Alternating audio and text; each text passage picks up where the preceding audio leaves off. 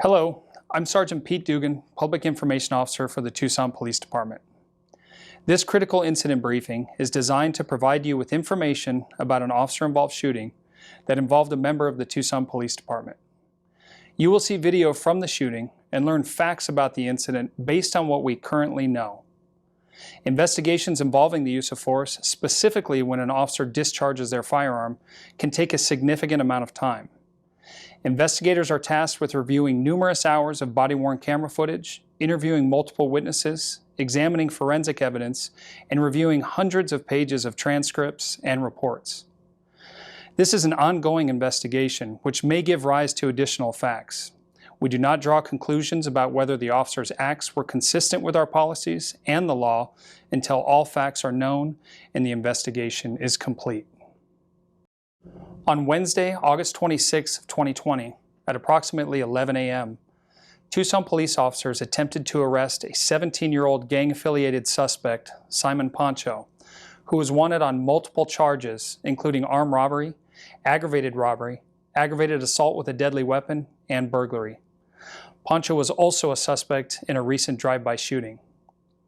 What you see next is security camera footage from two different incidents that were the basis for some of the charges I just mentioned. In each video, the suspect is identified by red arrows. Because he is technically a juvenile at 17 years of age, his face has been blurred. A word of caution. The videos you are about to see may be difficult to watch. Viewer discretion is advised, especially for younger children.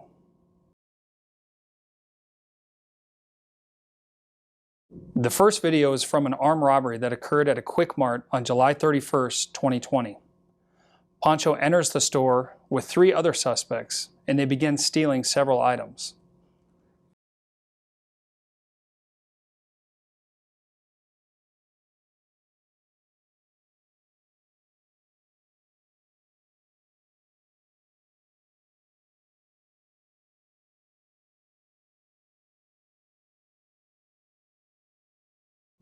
At one point, you can see the clerk approach two of the suspects as one runs around to the other side of the store. When they attempt to leave without paying for the merchandise, they are stopped by the clerk. Pancho then pulls out a handgun, points it at the clerk, and demands money from the register.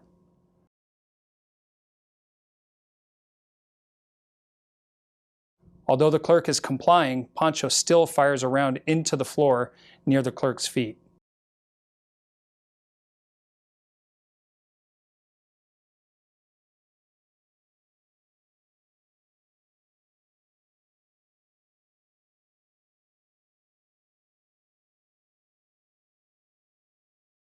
Pancho and the other suspects then flee the store.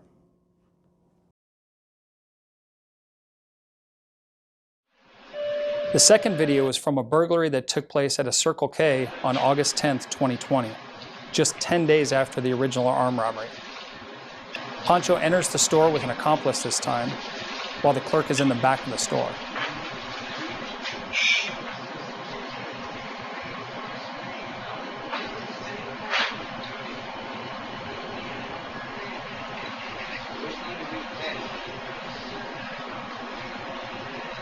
Pancho goes behind the counter and begins hitting a glass case full of liquor using the butt end of a handgun. He then takes multiple items and they both leave the store.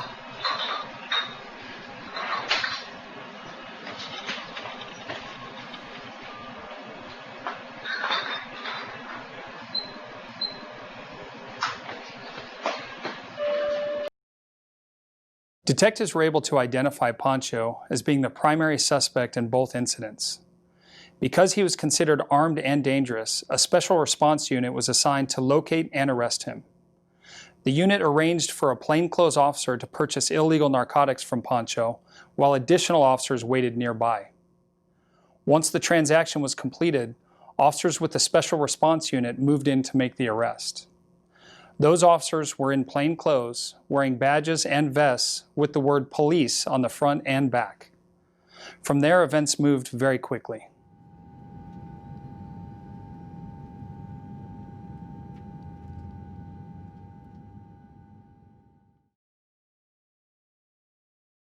As officers move in to make the arrest, you can hear them telling Pancho to get down on the ground multiple times. Pancho then takes off running. You can also hear one of the officers yell, "Gun," alerting the officers that the suspect is armed. While officers are giving the initial commands, Pancho pulls out a handgun with his left hand.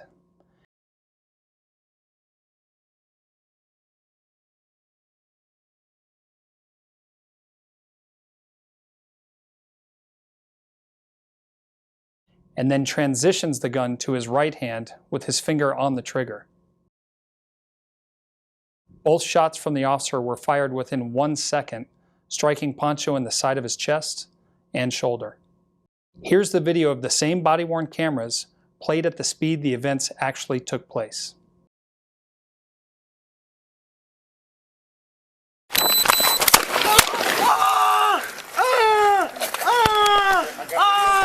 Lay down, lay down, hands behind your back.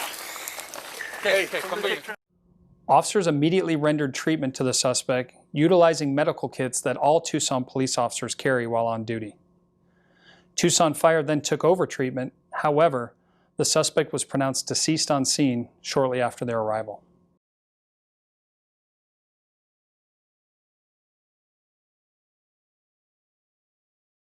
Investigators with the Tucson Police Department conduct the criminal investigation, while the Office of Professional Standards, also known as Internal Affairs, conducts a separate but parallel administrative investigation to examine the actions of department personnel.